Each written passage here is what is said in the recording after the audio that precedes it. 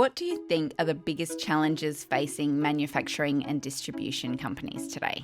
The big one's people, actually. We have a real challenge in this country when you're talking about manufacturing kind of as a component to what your business is all about, attracting, retaining and developing the people. And if you throw in regional, you throw in maybe not so sexy environments such as an abattoir, it's a huge issue, and it's not just an Australian challenge at the moment, it's a global challenge, and COVID has kind of just brought another dimension to structural problems that have been there for a long time. So for us, that's probably right up the top of the list. My guest today is Anthony Stewart, the current Group CFO and CCO at Thomas Foods International, a company that's driven by their family values to feed families globally through premium quality food products, exceptional customer service, and sustainable, innovative practices.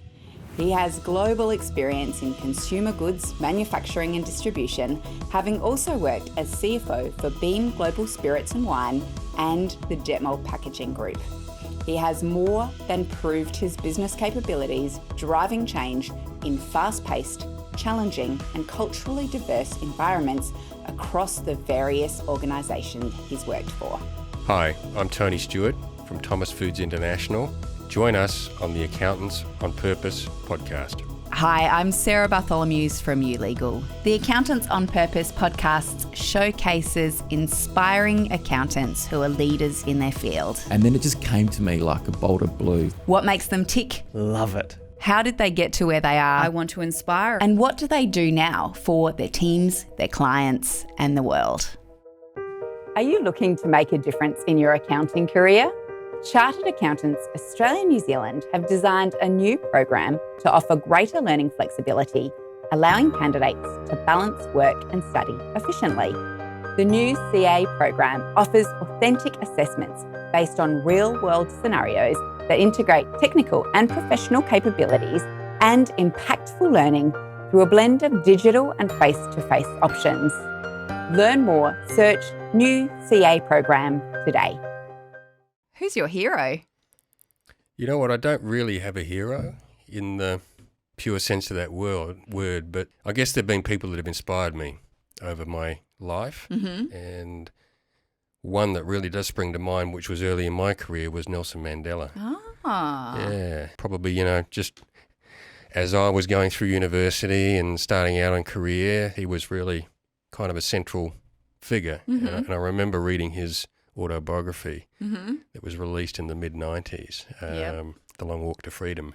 And I think that story of someone who's really been out of the system and oppressed for such a long period of time, and to find the strength to hang in there, stay with it, and then what he achieved afterwards was really inspiring. And I actually had the opportunity, would have been in the early 2000s, to travel to South Africa for business. The company I was working with at the time had acquired a business in South Africa, and it was totally foreign to me. And I spent a bit of time in Johannesburg off the back of that acquisition, and it was pretty confronting. It was a really, really challenging place at that point. AIDS was rife. Downtown Johannesburg was deserted.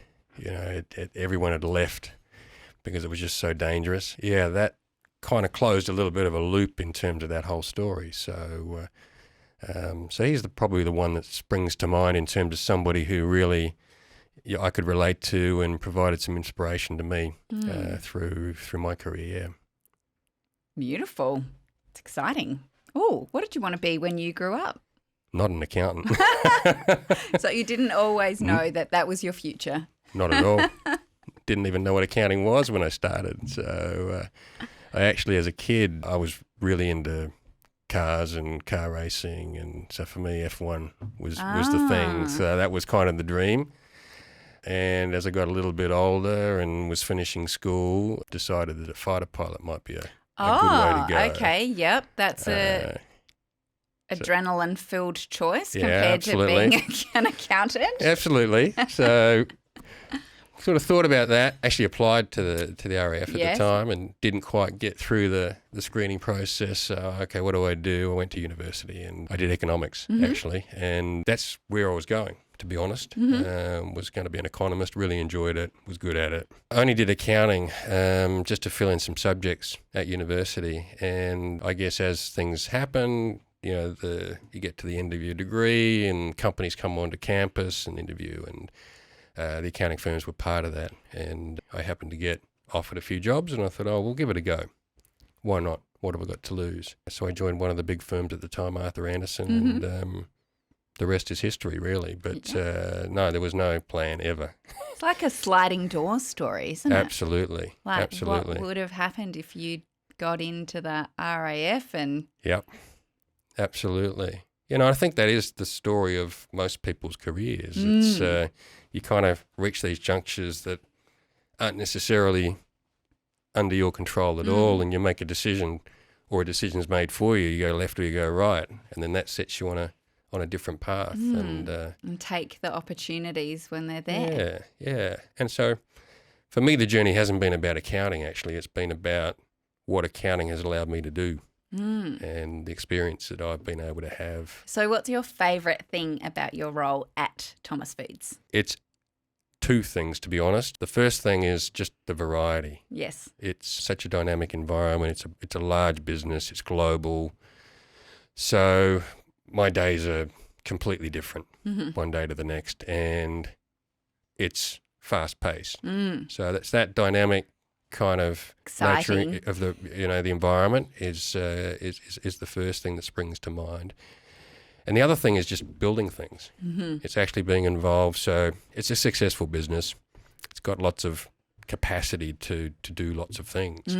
And sort of in the 7 years that I've been there, it's been largely around making a dream kind of reality. So you are building things, you are creating something that has substance and has value and gives people an opportunity to have careers, and it makes a difference, And that you can, like a lot of the things that you build, you can see and touch. And we were talking before about the building that you are now located in Adelaide. And I feel as a lawyer that a lot of the time I kind of create these beautiful documents that go out into the world, and I don't ever get to really, if I'm doing my job right, know what happens, because I don't want to know. I want that to be the end of it. I don't necessarily want there to be a dispute or anything that comes back.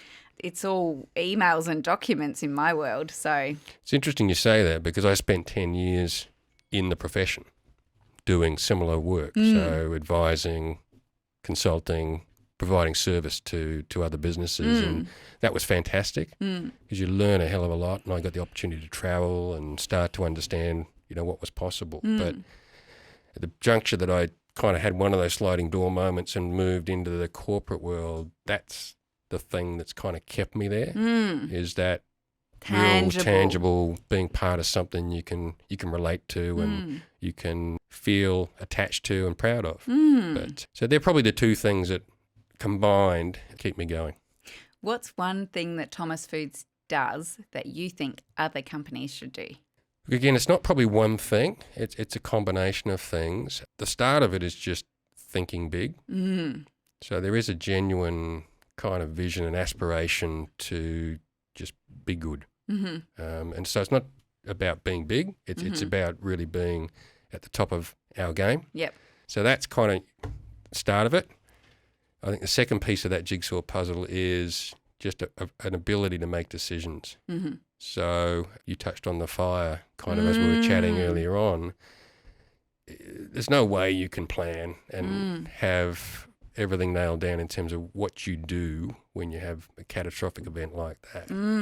It really comes down to having a good, solid, trusted group of people at the top and the ability to make smart, considered decisions in a timely fashion. So those two things, I think, kind of the key ingredients. And then there's a third element as well that I'd throw into the mix, and it's just sweating the details.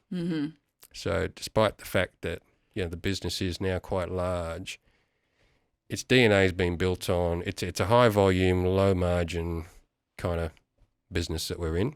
That starts at the very beginning of the supply chain as well. It does. And you've got to be smart. You've got to really be across, how do you extract the most value out of that value chain? And the business has really been built off the back of those three things combined, yeah? On the topic of food, if you could eat one meal for the rest of your life, what would it be? If I had to eat one meal for the rest of my life, I think I'd just pack it in and go somewhere else. For me, it's variety is the key. Even with breakfast? Breakfast I'm pretty stable. Pretty stable. Yeah, me too. Yeah. That's why I asked. Muesli, orange juice, cup of coffee. That's it. Right. Yeah, but for me, food is about variety, and I've had the opportunity to travel, as you're aware, live in other places, and I love food. But for me, it's about that variety and relating the food to a place and a culture, and so. Yeah. No. A few years ago, I went to Malaysia and I came back and all I wanted to eat was Malaysian food. And so I was just everywhere looking for all the food that I'd had there. It was amazing. So I can relate to that. What do you think are the biggest challenges facing manufacturing and distribution companies today? I mean, from an Australian, it's a big question. That's a big question. Yeah, it's a really big question. But if I just put an Australian hat on for a minute, because that's where we are based, despite the fact that our footprint is a global one. The big one's people, actually. We have a real challenge in this country when you're talking about manufacturing kind of as a component to what your business is all about in attracting, retaining and developing the people. And if you throw in regional, you throw in maybe not so sexy environments such as an abattoir, it's a huge issue, and it's not just an Australian challenge at the moment. It's a global challenge, and COVID has kind of just brought another dimension to structural problems that have been there for a long time. So for us, that's probably right up the top of the list in terms of challenges. I think the other one is, and you call this a number of different things. I call it relevance.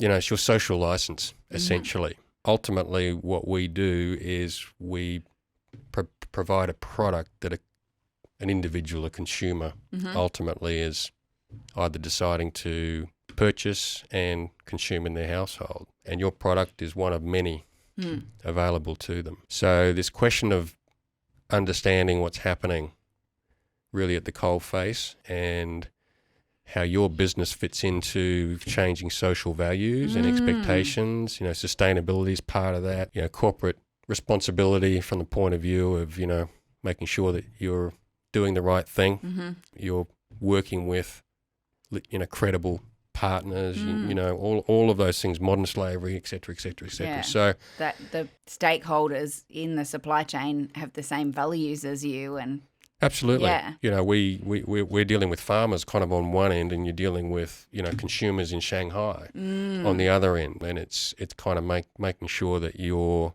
And global logistics companies to be able to get it from one place to the next as well. So, I think that's the next big challenge, and you've got to accept what's going on and then make a conscious choice to say, okay, well, where are we going to place ourselves in the hierarchy of, say, your industry, and then more broadly, you've got to look at it beyond your own industry. But do you want to be leading that and really establishing a point of difference? Do you want to be a follower? So that's probably the next one that I see, and it's not specific to what we do, but it is very relevant to us as a food producer, and one that has a certain external sort of view from the point of view of environment, carbon footprint, etc.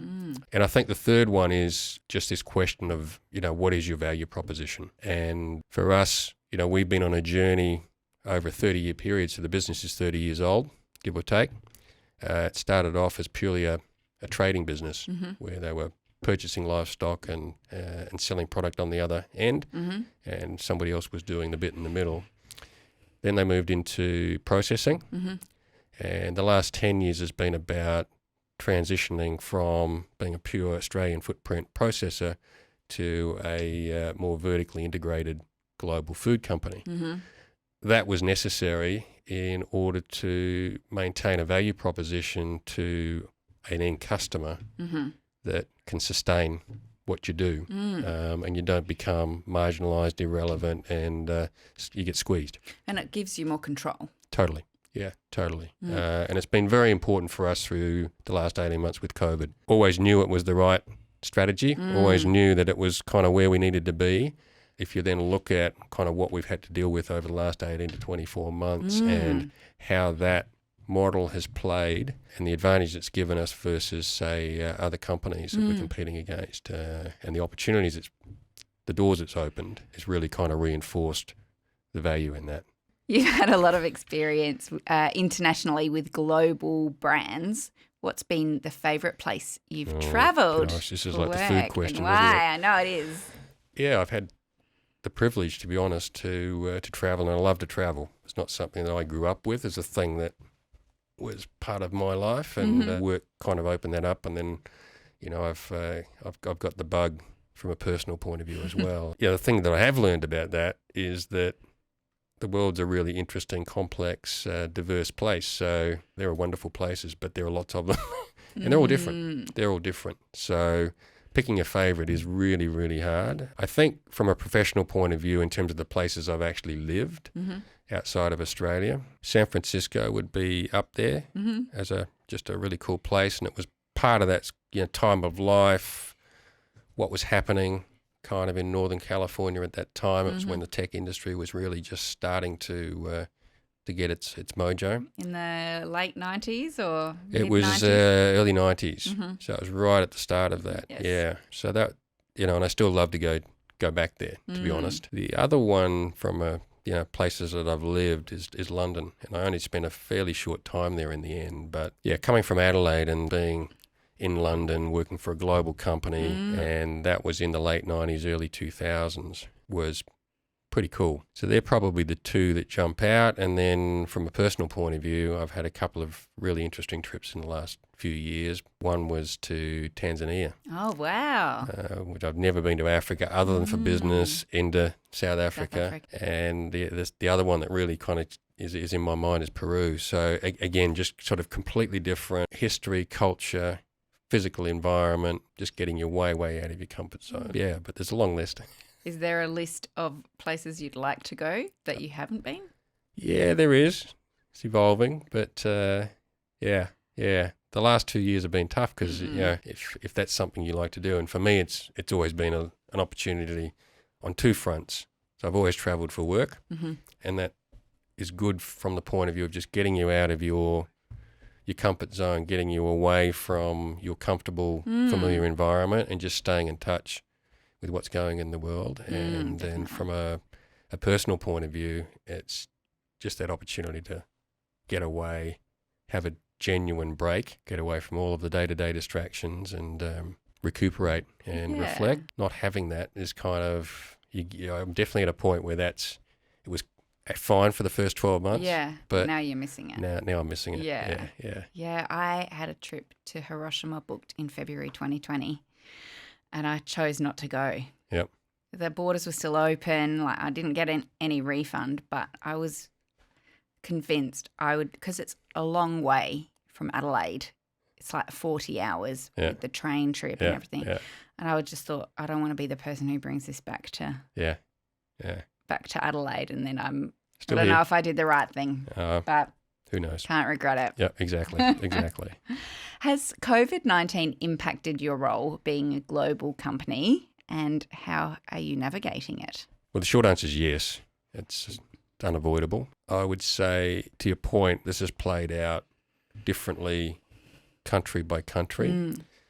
And so it's just created this huge increase in just the dynamic of the environment, and just, you know, how quickly things are changing, and you need to react and adjust to what's going on. So just that intensity and cadence and the need to be genuinely on things and flexible and responsive is one thing.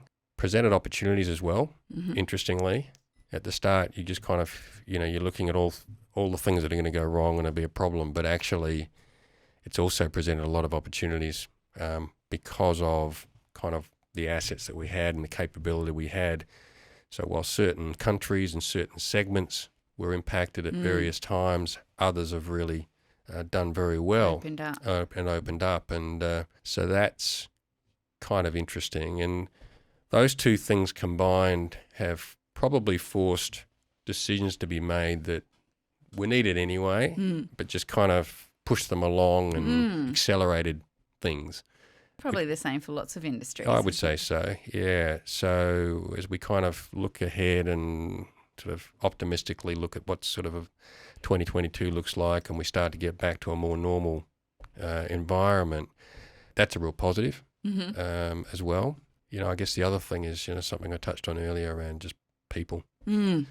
Changed things dramatically, you know, and it's certainly been a roller coaster from a people point of view. And, you know, I'm talking about, you know, I'm dealing with, you know, people in China, in the US, in the EU in particular, who've gone through much worse impacts than we have here sitting in Adelaide. We've been incredibly lucky.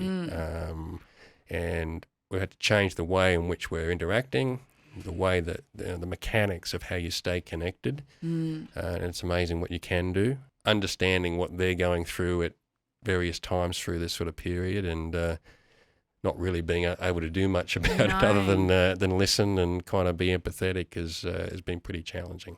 I guess my experience in professional context is the really big challenges that present themselves, whether it's COVID, whether it's a fire you were touching on earlier, are the things that kind of make good organisations better. A crisis-opportunity. Yeah, absolutely. And it's the same personally as well. Yeah. You know, you go back and if things are going great, that's fantastic at the time. But you're not really learning and growing. It's when you've got a crisis, when you're dealing with something that's really kind of taking you out of your comfort zone, that you learn the most, and you have to dig deep, that you look back in later times and say, hey, I'm actually glad that I went through happened. that. Yeah. What would you say your greatest strength is? It's probably just staying calm. Are you calm but with like the little duck feet under the... Oh, yeah. Yeah. I'm pretty intense. So that's, you know, there's another element to it. But I don't get flustered on the outside, and I am a problem solver.